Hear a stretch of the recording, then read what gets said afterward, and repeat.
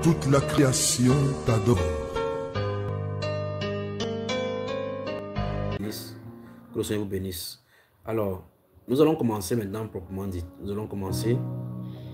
Que Dieu vous bénisse, que Dieu vous bénisse, que Dieu vous bénisse.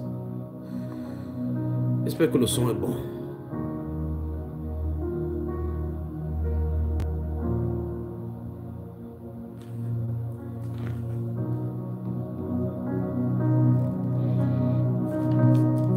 Avant de commencer ces moments de prière véritablement, permettez-moi que je vous introduise dans les Saintes Écritures. On aura le temps d'y revenir. Parce qu'en amont, il faut qu'on enseigne, il faut une éducation franchement. À cette période-ci où il y a cette période de beaucoup de grandes réflexions scientifiques, du cartésianisme et toutes les voix dissonantes qui viennent au milieu des peuples de Dieu, il serait important qu'on enseigne non seulement sur la notion de la maladie, de la guérison, mais bien plus comment maintenir sa guérison, maintenir non seulement la guérison et tous les bienfaits qu'on vient du Seigneur. Parce que quand des gens viennent, quand on a cherché déjà les solutions de part et d'autre, on vient aussi à Jésus comme si Jésus était un roue de secours aussi. On vient aussi pour essayer aussi. Et quand on trouve, on finit d'avoir la guérison, on part. On ne comprend pas l'éthique, la chose, la déontologie ou encore l'appel des balles lancées par le Seigneur, l'attraction, pourquoi le Seigneur le fait. Il serait important que nous voyons cela en amont pour que vous voyez. Mais je vais me pencher avant de donner certaines choses concernant ces moments-ci que le Seigneur a ouverts pour pouvoir résoudre des problèmes qui se passent dans l'humanité. J'aimerais bien dire quelque chose à vous tous qui m'écoutez maintenant. J'aimerais que vous considérez ce que nous allons lire. On va prendre dans le livre de Marc au chapitre 11. Marc chapitre 11, on va lire quelque chose là-bas avant que je vous donne certains principes pour que vous profitez bien. Et de grâce, quand vous allez écouter ces choses, si vous avez des gens à qui vous allez envoyer les messages concernant la guérison, quand on va envoyer les 10 thèmes que nous allons développer ici maintenant, il faut leur envoyer ça. Faites que ces personnes écoutent ça pour que les prochaines fois, on ne se répète pas. Donc, je vais d'abord lire le premier principe, l'un des grands principes pour avoir des guérisons et des choses, non seulement la guérison, mais toutes choses de Dieu. Ces principes se trouvent dans le livre de Marc au chapitre 11 et vous pouvez également prendre Matthieu chapitre 6. Matthieu chapitre 6, dans Marc chapitre 11.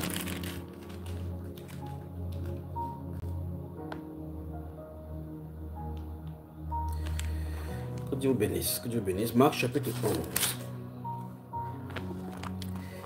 Je vais lire à partir du verset 20 jusqu'au verset 24, jusqu'au verset 26. Voilà. Marc chapitre 11. Marc chapitre 11, du verset 20 jusqu'au verset 26. La Bible dit, le matin en passant, souvenez-vous ça, c'est quand le Seigneur Jésus est entré dans le temple, après avoir saccagé les gens dans le temple qui vendaient les choses, il va rentrer en Béthanie et puis le matin, en passant là-bas, il va sortir du temple, cherchant le figuier, si vous regardez les versets précédents, cherchant aller vers un figuier, cherchant quelque chose pour manger, il n'en trouvait point. On dit que ce n'était pas encore la saison de figues, des grands mystères de la Bible. Et puis, il maudit le figuier, il dit jamais que jamais on ne mange pas de fruits de toi. Et puis la Bible déclare, verset 20 maintenant, Marc chapitre 11, verset 20 à 26. Le matin, en passant, les disciples virent le figuier séché jusqu'aux racines. Pierre, se rappelant ce qui s'était passé, dit à Jésus, Rabbi, regarde, le figuier que tu as maudit a séché. Et Jésus prit la parole et leur dit, ayez foi en Dieu. Ayez foi en Dieu. Ayez foi en Dieu. Verset 23. Je vous le dis en vérité, si quelqu'un dit à cette montagne, ôte-toi de là et jette-toi dans la mer, et s'il ne doute point en son cœur, voilà les conditions, s'il ne doute point en son cœur, mais croit que ce qu'il dit arrive, il le verra s'accomplir. Donc le Seigneur Jésus-Christ a maudit le figuier. Il a juste parlé au figuier. Et lorsqu'il parle au figuier, c'est les disciples qui se rendent compte que le lendemain que ça a séché comme il avait dit.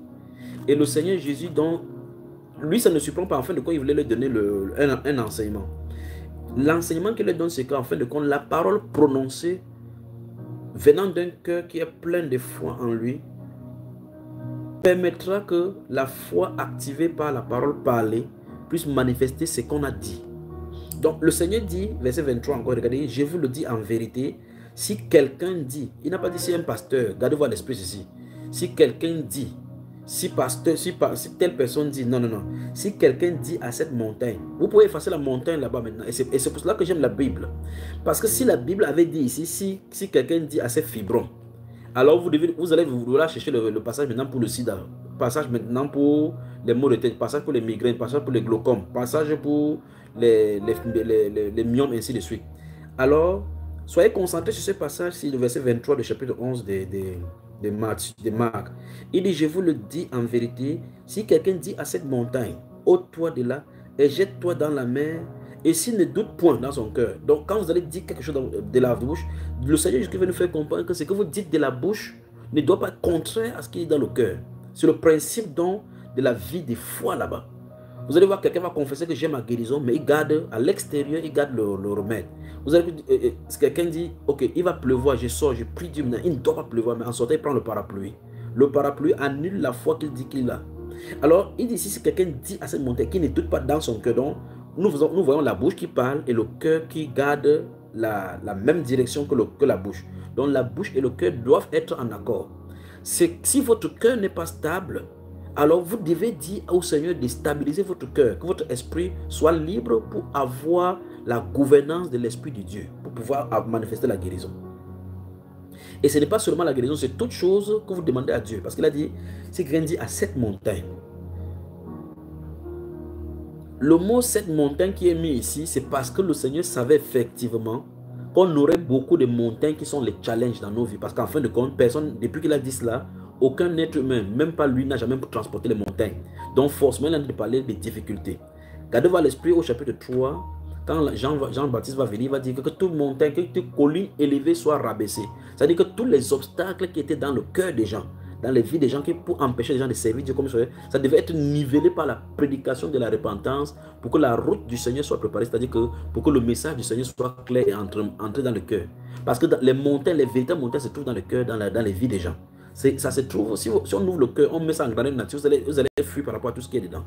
Le Seigneur Jésus dit ici que si quelqu'un dit à cette montagne, quand il dit cette montagne, physiquement, dans le cadre de la physique, enfin, physiquement, quand il parle, quand vous tournez à droite, vous voyez une montagne. Vous pensez que c'est ça dont il parle. Non, non, non, non. Parce que si vous déplacez une montagne, vous déplacez toutes les choses de la nature. Parce que si vous entrez une montagne quelque part, l'écosystème de la zone et les herbes qui s'y poussent, et la nature, les tracés des arbres, ainsi de suite, le magma qui est en bas, si vous déplacez la montagne, vous jetez dans la mer. Non seulement ça détruit l'écosystème de la zone et même la température, le climat de la zone. Quand vous mettez dans la mer également, il faut que la mer trouve place maintenant quelque part. Donc la mer va aussi se déplacer selon le volume qui a été déplacé. Ça va tuer le poisson dedans, changer encore notre mangrove. Donc ce n'est pas ça dont le Seigneur a envie de parler. Le Seigneur veut nous faire parler que vous pouvez, alors que vous m'écoutez maintenant, enlever ce mot montagne ici. Vous mettez ce que vous en avez de traverser. C'est pas quoi vous en avez de traverser. Mettez n'importe quel nom là maintenant. Vous pouvez mettre sida. Vous pouvez mettre diabète, hypertension, hépatite B, n'importe quel nom. Ces noms sont compliqués, c'est pour ça que je n'aime pas ces noms-là. Alors c'est vous qui connaissez, c'est par quoi vous traversez. Lorsqu'on va commencer à prier, pensez à ces passages maintenant. Si vous avez la possibilité, si votre maladie est sur la tête, n'importe où, si c'est les règles de l'eau, comme j'ai entendu tout à l'heure ici, n'importe où que vous avez mal, si c'est dans le sang, il n'y a pas de souci. Alors gardez seulement foi. Alors quand on va commencer à prier, si c'est une douleur qui est quelque part, mettez la main juste là où il y a la douleur. Mettez la main sur vos yeux. Si vous ne pouvez pas voir si c'est dans votre corps, mettez la main sur vos yeux. Fermez les yeux pour que la puissance de la lumière puisse traverser dans vos yeux. Parce que l'œil est la lampe du corps. Ça puisse envoyer la puissance de Dieu dans votre sang, dans votre système, ainsi de suite. Vous qui avez le fibron, pendant qu'on va prier, écoutez-moi très attentivement. Mettez la main, ce sont les femmes ici. Mettez vos mains sur vos ventres, vos ventres. Et suivez juste les instructions. Quand on va prier, quel qu'en soit ce qui arrive, n'ayez pas peur. Ça c'est un. De deux, vous qui avez des fibrons, j'attends les vidéos de vos fibromes. Si ça sort, vous filmez les vidéos. Parce qu'il y a des incrédules toujours qui vont vouloir voir les choses. Vous filmez, vous envoyez à ces numéros-ci, au numéro d'appel par rapport aux malades. Ça n'a rien à voir avec les numéros des enseignements. C'est spécifiquement ce que vous enverrez. Et vous écrivez comment ça s'est passé en écrivant. Pour que vos témoignages soient enregistrés pour la gloire de notre Seigneur. Alors, je t'ai disant ceci. Quand la Bible parle dans ce verset 23 des montagnes, il dit, je vous le dis en vérité, si quelqu'un dit à cette montagne, parce que la montagne c'est le symbole d'un obstacle, symbole de quelque chose qui nous crée des problèmes. Ôte-toi de là et jette-toi dans la mer. Ça veut dire que disparaît de ma circulation. S'il ne doute pas en son cœur, donc mes frères, mes soeurs, ne doutez point. C'est juste qui parle. Mais crois que ce qu'il dit arrive, il le verra s'accomplir. Donc mes frères, mes soeurs, on ne prie pas en disant que Seigneur guéris-moi. la guérison vient avant que tu crois. Non, non, non. Tu dois d'abord croire au préalable et puis voir la guérison s'est manifestée. On ne dit pas que si tu vois la guérison maintenant, je dis, oh maintenant Seigneur, je crois parce que tu m'as guéri. Non, non, non. Vous croyez en Jésus qu'il est Seigneur pour vous guérir même avant que la guérison ne se manifeste. Donc normalement, pendant que vous allez m'écouter maintenant, ce sont des actions de grâce qui doivent se lever sur votre cœur. Ça doit se lever sur votre cœur. Seigneur, merci pour ma guérison. Même si vous en êtes intéressé pour quelqu'un d'autre, comme beaucoup de personnes ont envoyé là pour ta maman, priez déjà en disant merci Seigneur pour ma maman, merci pour tel, merci pour mon fils tel, merci pour mon frère tel. Dites merci au Seigneur. Dites merci. Quand Jésus, notre Seigneur, est allé quand Lazare, son ami, était mort, il était dans la tombe. Jésus est allé là-bas. La Bible déclare dans Jean chapitre 11, verset 35 que Jésus pleura. Il dit, où l'avez-vous mis? Il lève les yeux vers le ciel. Il dit, Père, je te rends grâce de ce que tu m'as exaucé, de ce que tu m'as, pas que tu vas m'exaucer. Il n'a pas encore prié sur le corps. Il n'a pas encore commandé au corps de sortir. Non. Père, je te rends grâce parce que tu m'exauces toujours. Pour moi, j'ai parlé à cause de la foule, afin que tu crois que c'est toi qui m'as envoyé. Donc pour lui, en fin de compte, il devait seulement dire Lazare sort. Parce qu'il était tellement en relation avec le Père, il n'y avait pas un obstacle entre lui et Dieu. C'est pour ça que vous devez dire, Seigneur, merci. Tout obstacle entre moi et toi, qui peut m'empêcher d'avoir la guérison, Père, enlève. C'est lui qui peut enlever, il peut connaître les obstacles qu'il y a dans ton cœur. Souvent, la majorité des personnes que j'ai rencontrées, quand tu lui dis n'importe quoi, est-ce que tu es prêt à suivre les instructions du Seigneur? Oui. Mais quand tu donnes l'instruction, vous voyez que la personne n'est pas triste. Parce que ça ne vient pas comme c'est pensé, comme la personne voulait. Parce qu'on veut toujours que le Seigneur nous dise non, non, non, fais comme ça pour que ce soit bien. Et il sort souvent des choses qui sont difficiles. Alors, quand vous ne parvenez pas, dites Seigneur, viens au secours. Viens au secours. Alors, la guérison doit venir après que tu aies cru. Pas que la guérison vient et puis tu crois. Non, non, non, non. Ce n'est pas la foi du Seigneur là-bas. Le Seigneur dit dans les Saintes Écritures que si tu dis, tu crois et puis tu vois. Il a dit à Marc, si tu crois, tu verras la gloire de Dieu. Dans ce chapitre 11 dont je parle. Il ne t'ai pas dit, si tu crois, tu verras la gloire de Dieu. On va y aller tout à l'heure. Alors, c'est très important de comprendre que la confession de ce que vous dites de vos lèvres ne doit pas être différente de ce que ton cœur est en train de dire. Si tu ne parviens pas à croire que Jésus peut guérir, ne faites pas le semblant. Ce que tu fais semblant, ça va attacher encore ton problème. Alors, ça veut dire que ton intercession sera, Seigneur, viens au secours de mon incrédulité. Jésus n'est pas une roue de secours qui vient assister lorsque les autres roues sont perdues. Non. Jésus est le souverain Dieu, le Dieu créateur. Il est le Dieu qui guérit. La Bible déclare, comme j'ai lu à l'entame de mes propos ici, que par ses meurtrissures nous avons été guéris. Il a porté nos maladies sur lui. Amen. Verset 24, il dit maintenant, et c'est l'un des points ici, c'est pourquoi je vous dis, tout ce que vous demandez en priant, voilà le verset 24, tout ce que vous demanderez en priant, croyez que vous l'avez reçu et vous le verrez s'accomplir. J'espère que ça doit être clair. Normalement, chacun de vous doit réécrire le verset 24 dans le commentaire pour que ma femme dise que c'est écrit effectivement, pour que je sois sûr que vous allez lire de la même façon que moi. Alors vous tous qui êtes en ligne, écrivez ce verset 24. C'est pourquoi je vous le dis, tout ce que vous demanderez en priant, croyez que vous l'avez reçu et vous le verrez s'accomplir. Vous me voyez, je viens me connecter avec vous, je commence à dire merci au Seigneur, parce que je sais que c'est le principe là. Et ce n'est que ça qui peut lui être agréable. Dans Hébreux chapitre 11, verset 6, la Bible déclare que sans la foi, il est impossible de lui être agréable. Ce qui active la guérison, c'est la foi en lui. Ça veut dire que la foi, c'est quoi? Une totale dépendance en lui. Vous le cherchez comme si votre vie en dépend. Parce qu'en fin de compte, votre vie en dépend. Quand vous allez voir les médecins, dans vos médecins qui vous donnent dessus, là, quand vous allez là-bas, tout ce qu'ils vous disent, vous êtes prêt à faire. Allez prendre le climat là-bas, la température là-bas, allez faire le sel là-bas, allez si vous faites là-bas, faites là-bas. Restez là-bas au banc, attendez. Ils partent consulter les gens, vous êtes là. Mais si le frère Julien ne vient pas avant l'heure, vous allez murmurer en disant que s'il ne vient pas, il m'avait dormi. Si c'est le médecin, vous pouvez attendre jusqu'à le lendemain. Mais l'annonce dit que restez dans la prière parce que quelque chose doit se passer. Alors le point c'est ceci. Quand Jésus dit tout ce que vous demanderez avec foi par la prière, croyez que vous avez reçu et vous le verrez s'accomplir. Il ne dit pas que vous allez le recevoir pour croire, non. Alors le Seigneur Jésus-Christ veut que tu croies d'abord qu'il y ait la guérison, que tu es déjà guéri avant que même ça s'accomplisse, même si tu sens la douleur. Je crois que prenez déjà rendez-vous, écrivez déjà ça là, rendez-vous déjà dimanche soir à partir de 20h de Yaoundé, 21h de Paris, pour qu'on parle de ces guérisons, c'est les principes de Dieu concernant la guérison. Alors, il dit, c'est pourquoi je vous le dis, tout ce que vous demanderez avec foi en mon nom, regardez, c'est en son nom, vous demanderez avec foi, en priant, croyez que vous l'avez reçu et vous le verrez s'accomplir. Donc, bien aimés dans le monde, vous tous qui m'écoutez, vous venez d'arriver sur cette chaîne, vous devez d'abord croire que vous êtes guéri. C'est ça. Et dans l'enseignement, je vais vous montrer, enfin c'est pas aujourd'hui, parce qu'il faut qu'on prie là, on challenge d'abord le ciel. D'abord, vous croyez que vous avez ce que vous cherchez. Et par la suite, ça s'active automatiquement. Si vous croyez de la bonne façon, votre guérison sera spontanée, instantanément. Parce que dans la Bible, il n'y a pas de guérison différée. Les guérisons dans la Bible qu'on voit, c'est spontané. Spontané. Instantanément. Il dit, c'est pourquoi je vous le dis, tout ce que vous demanderez. Ah, je me sens bien dans ce studio. Père, merci. Merci pour les guérisons que tu accordes maintenant. Merci pour le salut. Merci pour la restauration des vies. Merci, Père de gloire, pour la restauration des cœurs. Merci pour la restauration du sang. Hépatite B, hépatite C, hépatite même G, même F, même Z. Non. Celui qui a créé le sang, il a autre chose à dire. Hey, cancer du pancréas, cancer des reins, dialyse 2 fois par jour. C'est quoi cette histoire? Satan, tu as menti. Tu vas libérer les enfants de Dieu ce soir. Tu vas libérer les enfants de Dieu ce soir. Au nom du Seigneur jusqu'à Nazareth. Au nom du Seigneur jusqu'à Nazareth. Au nom du Seigneur jusqu'à Nazareth. Tout ce que vous demanderez, mes frères, c'est magnifique. Verset 24 du chapitre 11 de Marc. Et chaque fois, désormais, qu'on va prier pour les malades, pensez à ces passages, c'est parce que ça ne peut pas changer. C'est le principe et la règle pour avoir quelque chose chez Dieu. Tout ce que vous demanderez en priant, donc dès que ça concerne la prière, pour que la prière soit exaucée, sachez que vous devez d'abord croire que vous l'avez, pas que vous aurez. Donc si vous venez déjà dire, frère Junior, je crois que Dieu va me guérir, vous avez déjà tout faux. Il faut qu'on règle nos pensées. Parce que la foi, c'est une ferme action des choses qu'on espère, une démonstration de ce qu'on ne voit pas. Comment tu peux démontrer là ce que tu ne vois pas encore? Vous avez une démonstration à faire. Alors je démontre par ma foi que ce que je ne vois pas qui vient est déjà là en croyant et en manifestant ma joie. Donc je dis, Seigneur, merci pour ma guérison. Donc commence à crier fort, mes frères, mes soeurs, que vous m'entendez, n'importe où vous m'entendez. Dites déjà merci au Seigneur Jésus-Christ. Pendant que certains seront en train de dire comme ça, la puissance de Saint-Esprit va les saisir. Merci Père. Merci Père.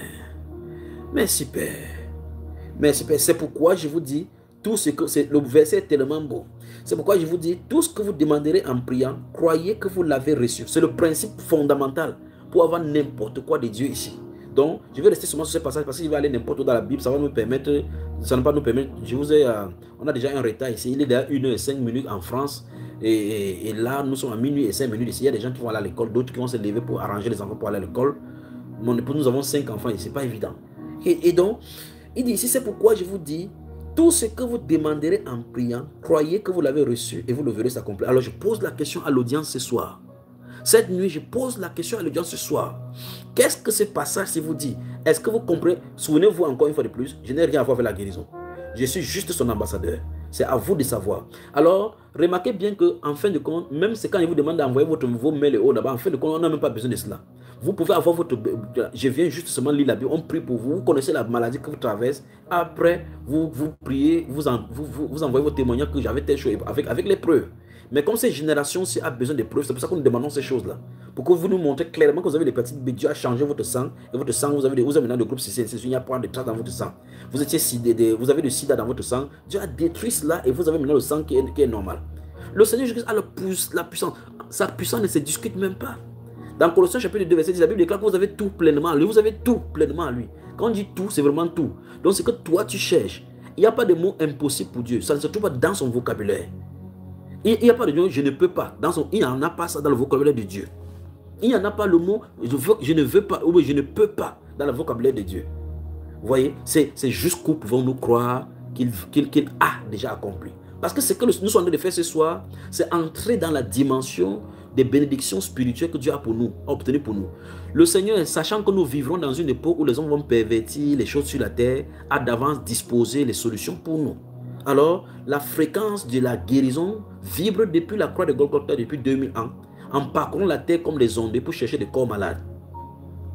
Jésus-Christ est Seigneur. Notre Rédempteur est puissant. Notre Seigneur est le restaurateur. Notre Seigneur vous aime. C'est pourquoi il est allé à la croix pour nous, afin de prendre sur lui nos douleurs. Il s'est chargé. La Bible déclare qu'il s'est chargé de nos douleurs. Imaginez combien de milliards de maladies du Seigneur Jésus a porté sur lui pour aller à la croix. Il a porté ta maladie présente, passée, future. En portant ton péché présent, passé, futur.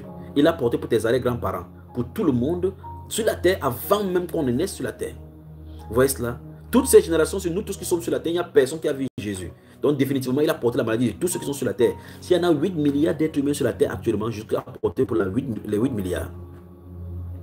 Le problème maintenant, c'est comment on fait pour entrer dans cette guérison.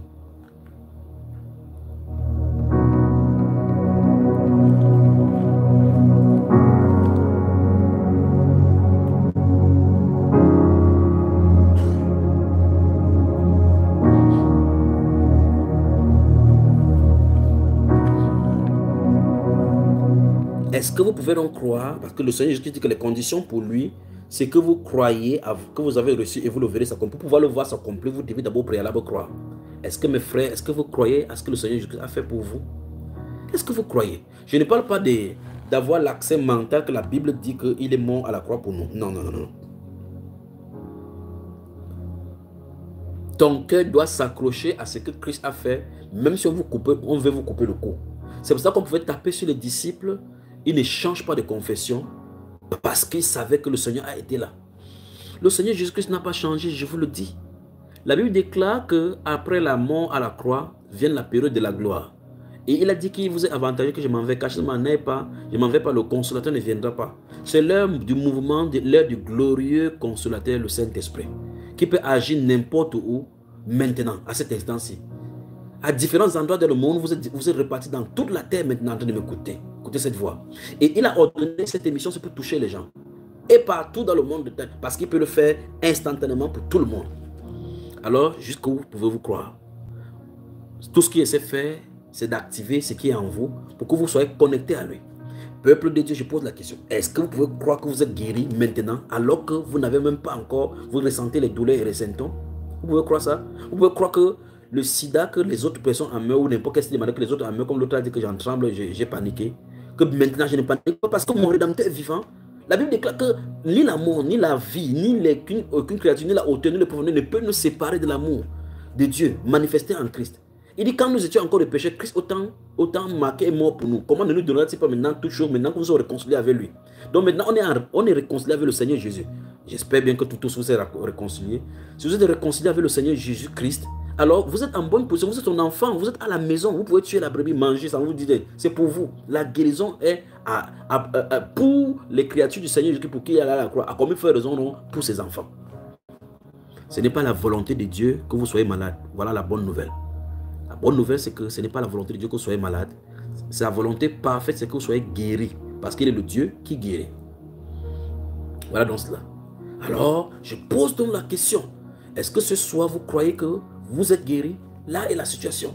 Parce que le Seigneur dit, c'est pourquoi, verset 24 encore, c'est pourquoi je vous dis, tout ce que vous demanderez en prière, croyez que vous l'avez reçu et vous le verrez s'accomplir. Maintenant, et Jésus-Christ annonce une autre condition encore. C'est au verset 27, ça se trouve. Et lorsque vous êtes debout faisant votre prière, si vous avez quelque chose contre quelqu'un, pardonnez. Pardonnez afin que votre Père qui est dans les cieux vous pardonne aussi vos offenses. Mais si vous ne pardonnez pas, votre Père qui est dans les cieux ne vous pardonnera pas non plus vos offenses. Qu'est-ce que le Seigneur Jésus veut nous faire montrer? Le Seigneur Jésus veut nous faire montrer par ces passages ici qu'en fin de compte, l'un des grands obstacles à la manifestation ou aux requêtes de prière, c'est le manque de pardon. Et quand tu ne pardonnes pas, tu vas prier. Il y a des gens qui sont en train de m'écouter maintenant, qui ont gardé leur maman sur le cœur, leur papa sur le cœur, leur tante ou n'importe. Si tu es tel maintenant, dis Seigneur, je pardonne telle personne, j'ouvre mon cœur, je pardonne. Pour que ce cœur-là, parce que le pardon est lié intimement à l'amour. Vous ne pouvez pas en même temps dire que vous aimez le Seigneur Jésus et vous ne pardonnez pas les offenses. Les offenses retenues dans le cœur sont des grands obstacles pour la vie spirituelle.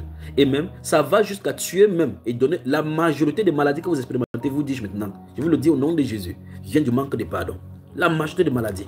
Toutes ces choses que vous appelez crise cardiaque, ainsi de suite, la haine là, les tensions avec les choses qui sécrètent les choses dans le sang, ce n'est pas externe, c'est manque de pardon. Parce que quand vous manquez de pardonner, ça nourrit les esprits impurs pour vous suggérer n'importe quoi et infuser n'importe quoi dans votre être. Seigneur, donne-nous de comprendre ces choses. Alors le manque de pardon est un obstacle pathétique pour l'accomplissement de tout ce que nous demandons à Dieu. C'est le moment maintenant de pardonner. Vous devez pardonner. Vous devez pardonner. On doit pardonner.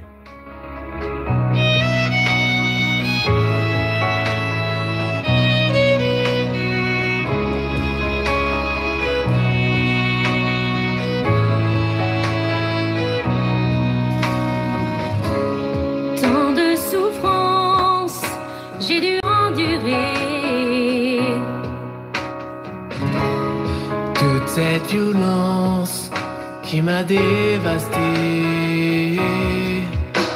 J'ai longtemps espéré me venger. J'ai rêvé à mon tour de renverser. Mais j'ai compris que ça ne me rendrait pas la dignité. Que détruire ne me ferait jamais guérir.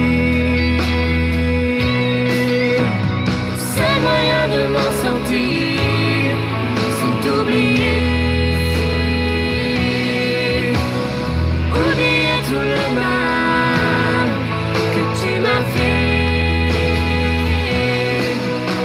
Le seul moyen d'y arriver, c'est d'effacer. Effacer les blessures de mon passé et de pardonner,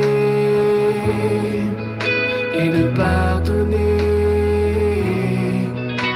et de pardonner, et de pardonner.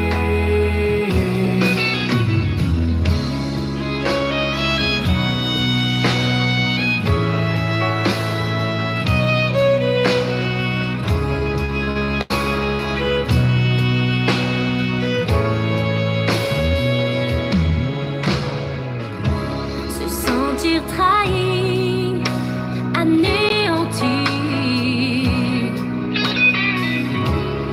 Voir tant de peine, succomber à la haine.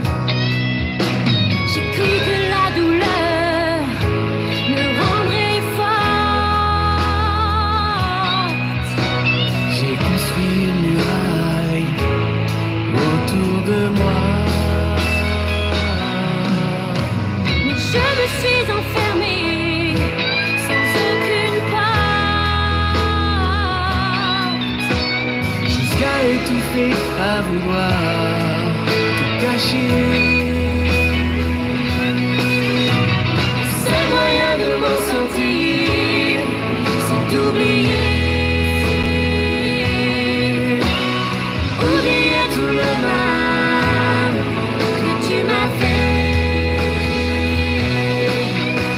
Le seul moyen d'y arriver, c'est d'effacer. Effacer les blessures de mon passé. Et de pardonner, c'est d'oublier.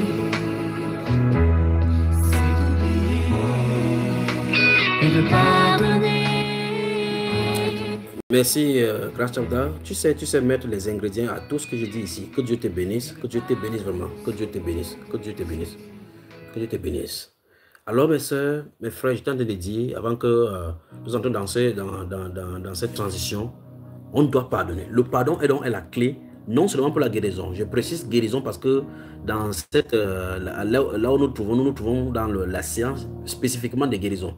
Parce que la réalité, en fin de compte, la vérité, c'est que dans nos églises, les gens souffrent, mais les vestes, les bons habits qu'on porte, c'est chacun qui comprend son corps. C'est chacun qui connaît son propre corps. Et chacun sait exactement ce par quoi il traverse. Hormis les habits du dimanche qu'on porte, hormis tout ce qu'on fait devant les gens, chacun connaît ce qu'il a comme problème. Et Jésus est le solutionneur. C'est pour cela que nous nous sommes consacrés à cette œuvre-ci pour faire revenir Jésus sur la scène, pour que le peuple, le mortel, comprenne qu'en fin de compte, on doit vivre dans le surnaturel. Que le Dieu immortel s'intéresse de nos affaires ici, s'intéresse de nos vies plus que toute autre chose, afin que nous marchions dans la sainteté à ses voies. Alors mes frères, mes sœurs, qu'est-ce qu'on peut retenir maintenant? Il faut pardonner. Qui vous a fait du mal? Qui vous a fait du mal? Il ne faut jamais faire ce genre de confession de façon générale en disant que je pardonne à tous ceux qui m'ont offensé. Non, je pardonne à tout le monde. Vous connaissez vraiment qu'il y a des gens dans votre chambre, il y a des chambres de cellules en fer, d'autres en cellules en acier dans le cœur. Vous avez cadenassé quelqu'un à l'intérieur. Vous cadenassez quelqu'un, le Seigneur Jésus nous a dit dans Matthieu chapitre 18 que si vous ne pardonnez pas, votre Père ne vous pardonnera plus. Il va vous jeter en prison jusqu'à ce que vous ne sortirez pas. Si le Seigneur Jésus nous a fait grâce de tous nos péchés, alors qu'un seul des péchés, tu ne pouvais pas payer le prix, parce que le salaire du péché, c'est la mort. Il vous a pas, imaginons combien de péchés nous péchons, mais il nous a pardonné totalement. Quelqu'un vous fait une seule offense, vous dites non frère, non, c'est parce que tu ne sais pas ce qu'il m'a fait. Qu'est-ce que quelqu'un peut te faire sur la terre qui dépasse le péché que tu as fait à Dieu?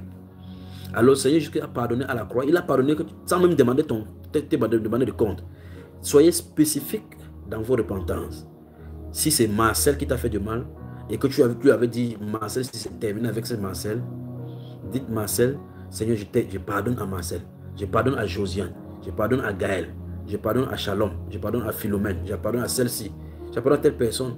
Faites cela alors que vous êtes maintenant. Personne n'a besoin de savoir de quoi vous les questions. Mais le but, c'est que je vais faire tout et tout pour obtenir, pour enlever ce principal obstacle. Voilà donc, dans ce passage, si on se limite dans ce livre de Marc au chapitre 11, 2 obstacles particuliers sont donnés ici. 1, manque de pardon. 2, la foi dans le cœur. Or, vous remarquez que vous ne pouvez pas avoir la foi dans le cœur avec le manque de pardon. Ça ne peut pas marcher. Alors, même si vous dites que vous avez n'importe quel don dans le cœur, ça ne pourra pas être relâché à l'extérieur à cause du manque de pardon qui est là-bas.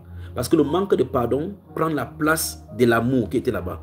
Or, les dons spirituels, le déploiement du Saint-Esprit se font par amour. Vous ne pouvez pas aimer quelqu'un et en même temps détester la personne. Et si vous détestez la personne dans votre cœur, vous n'avez pas pardonné, on va demander de prier les uns pour les autres. Tu ne pourras pas prier avec la personne parce qu'en fait de compte, c'est les malédictions que tu donnes sur lui. Ce sont les imprécations que tu vas donner sur lui. Le Seigneur Jésus a demandé que nous prions les uns pour les autres. Alors, mes frères, je pose la question. Qui avez-vous sur le cœur? Prenez un temps, vous réfléchissez pendant qu'on a des femmes maintenant. Ça, c'est le premier manche. Deuxième manche. Jusqu'où pouvez-vous aller ce soir? Je pose la question comme je posais précédemment. En croyant que vous êtes déjà guéri avant même de voir la manifestation. Parce que tout à l'heure, il avait prié. Le Saint-Esprit va souffler sur chacun de vos êtres. C'est pour ça que c'est bon que vous n'êtes pas devant moi. Parce que si c'est fallait vous réunir dans une salle comme les gens font maintenant, comment il veut faire pour réunir quelqu'un qui est en Côte d'Ivoire et celui qui est en Amérique du Sud? Celui qui est en Australie avec celui qui est en France? Celui qui est au Canada avec tout celui-là qui est au Congo? On ne peut pas s'en sortir.